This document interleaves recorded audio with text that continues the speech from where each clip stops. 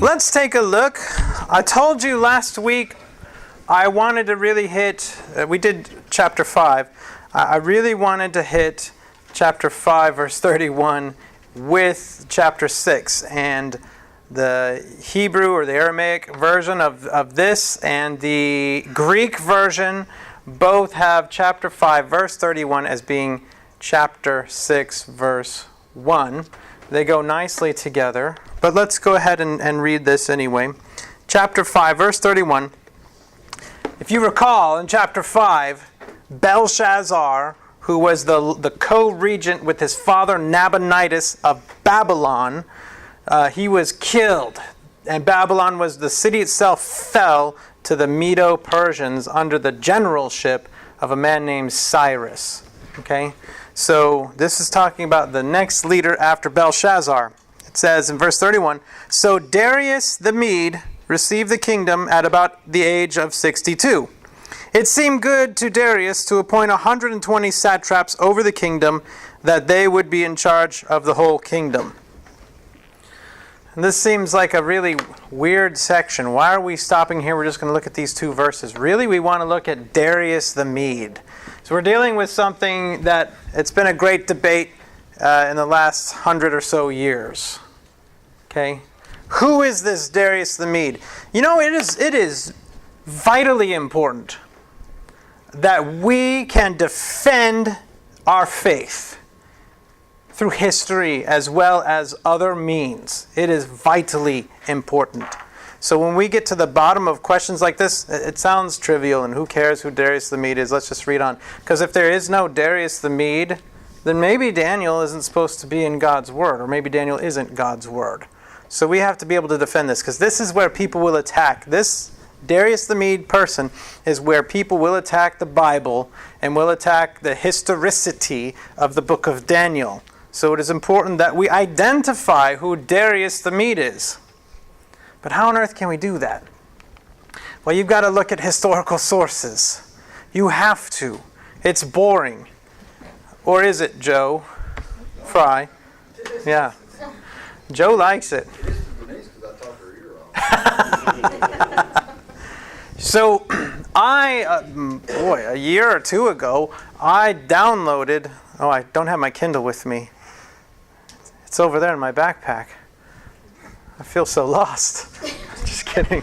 I downloaded onto my Kindle Xenophon's Cyropaedia, and he wrote a very extensive work. The Cyropaedia is the name of the work that he wrote. Xenophon himself is of a Greek background. But he used to fight for the Persians, but he lived after Cyrus, and he is a philosopher, and he wrote a history of Cyrus.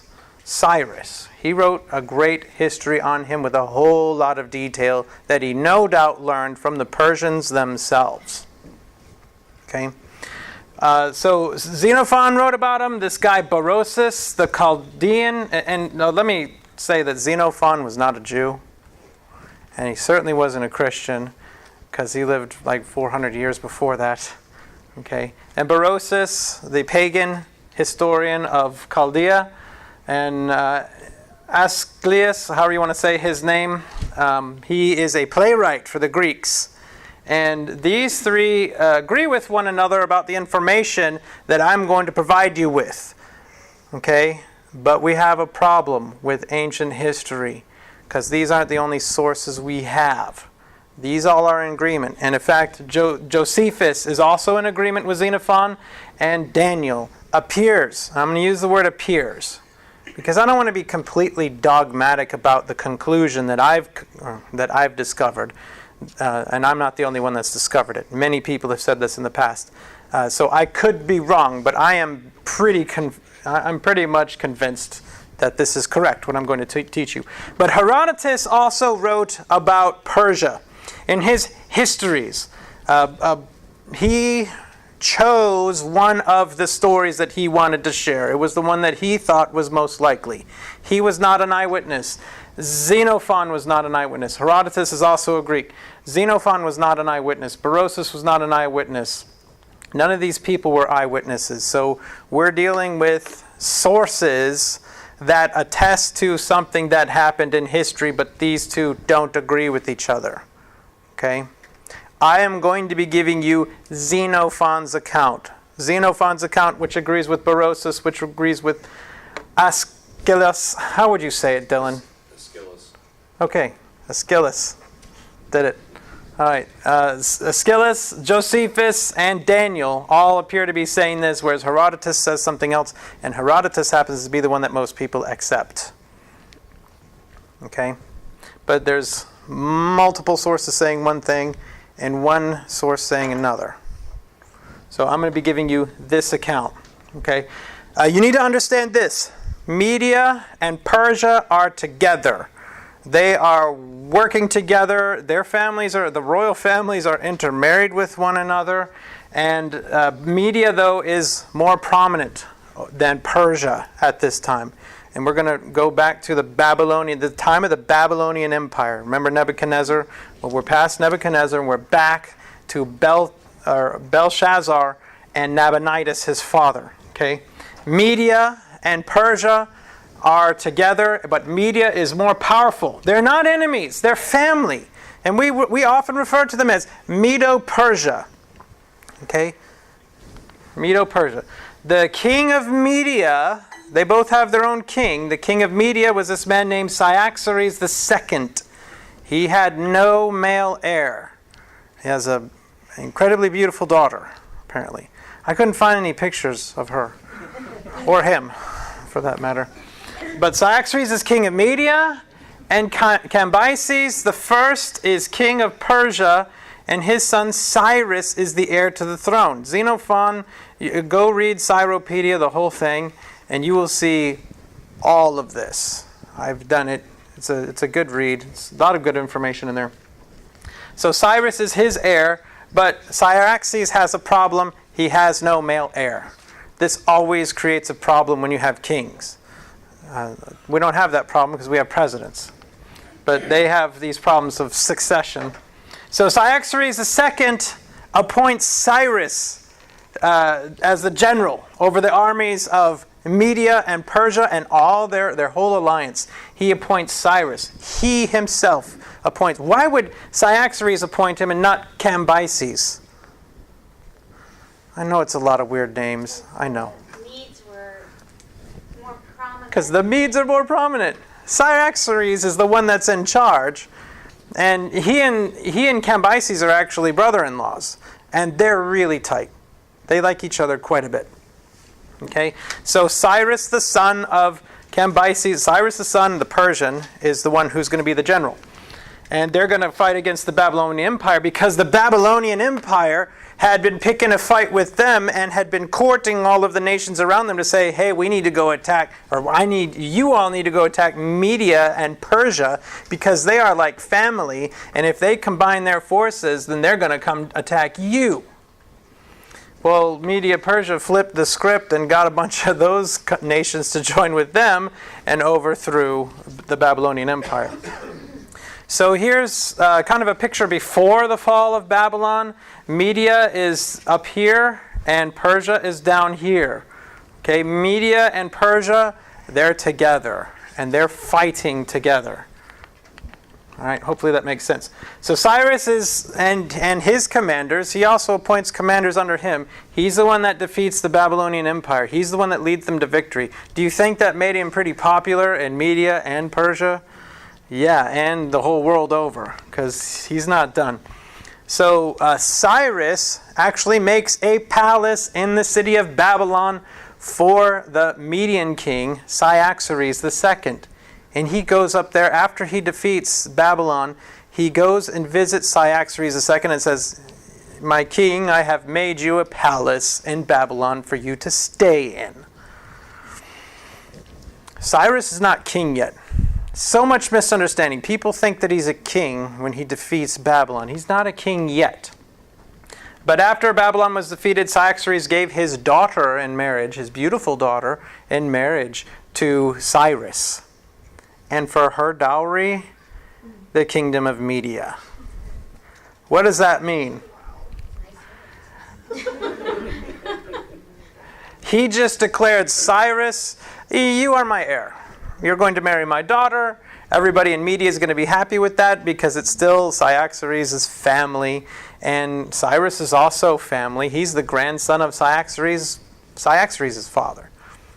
So it's all a family affair, and Cyrus is going to unify the kingdoms once he takes over, once his father dies, and once Cyaxares II dies. But Cyaxares II, he's going to reign for a couple of years, and then he's going to die. At that time, Cyrus is going to take over. And he will unify the two kingdoms as one king, the rightful heir of both kingdoms. And it will be then referred to mainly as, historically speaking, as the Persian Empire. But it's Media and Persia working together, yes. Where's Darius now? I'm glad you asked. They're going to go on to defeat all of this, and it's going to be the Persian Empire, or some people call it the Medo-Persian Empire. But where's Darius, or Darius, however you want to say it? Here's the ideas.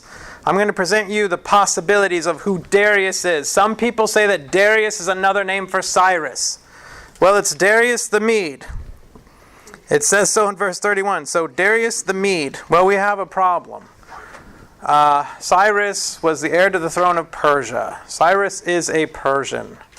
Now, he spent a lot of time with his relatives in Media, but they're a different people group and they're a different culture. But if he was given Media, then he could be called. He could be called, that's a good point. That's why I don't want to be completely dogmatic. He could be, but Daniel is also going to call Cyrus by name later on. I guess he could go back and forth from calling him Darius and Cyrus. And it is true that there is a royal name, and sometimes there are multiple royal names for kings, not just the one, so that could just be another name for him. So Darius might be some unknown king in between Belshazzar and Cyrus. Darius might be a governor that Cyrus appointed. But how does a governor have the right to appoint all these satraps all over the kingdom, his kingdom? That wouldn't make any sense. Over the whole empire, a governor would not have that much power.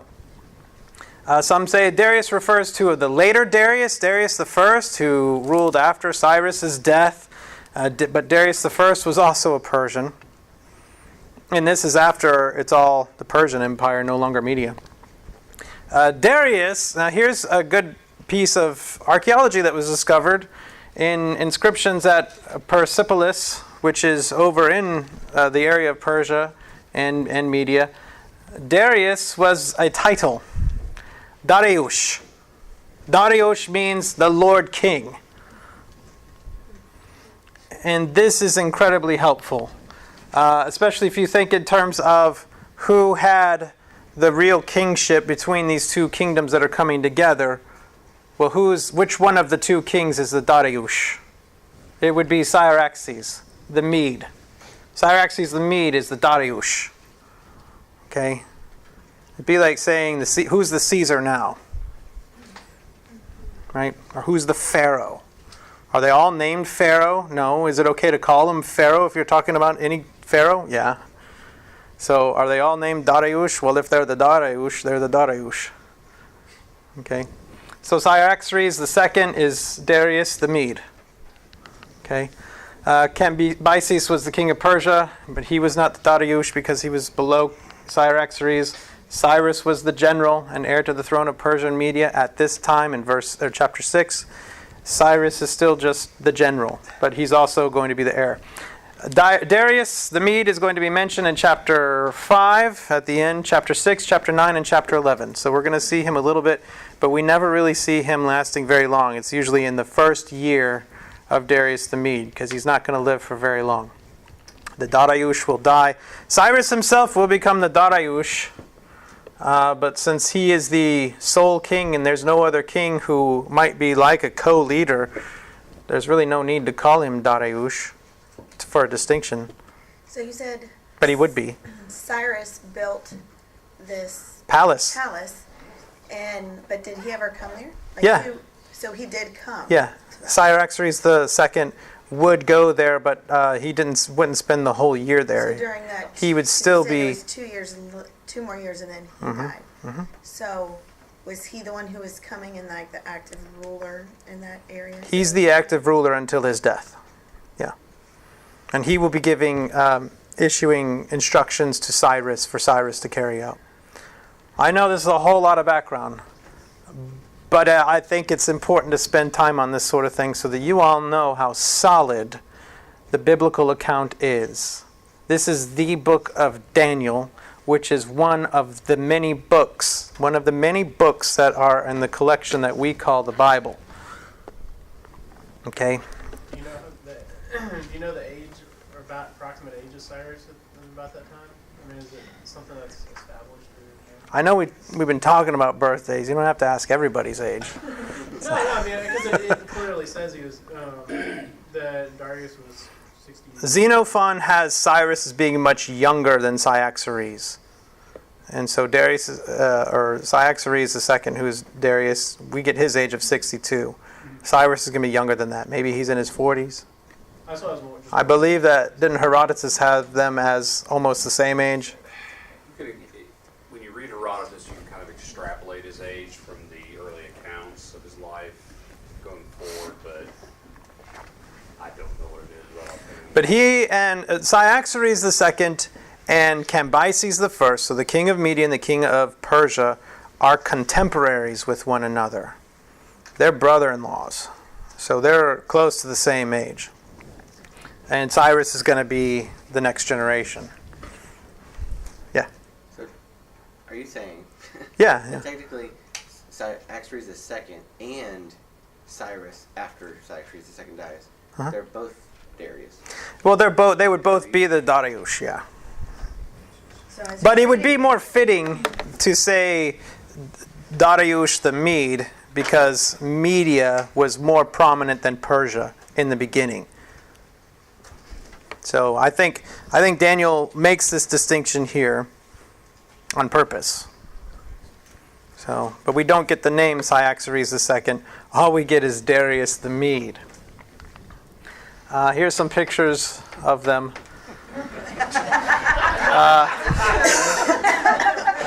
They could have smoked back then. I was looking for an old Mede guy. And this is what I got. Did you put in old meat guy? Yeah. Sorry, I just mixed it up. Well, it's hard. You type in MEDE and all these pictures of Bruce Meade show up. And, Hey, but should we be holding the pint? who?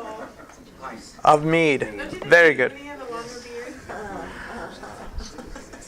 Would they have been shaven or bearded? I made a mistake, okay? That's not really him. You've been hoodwinked. I'm asking. Seems like he should be smoking marijuana since that was like a plan. And then It'd be a cigarette. hashish, I think. Cannabis. And then here's Daniel. This is actually a still from the movie, The Book of Daniel.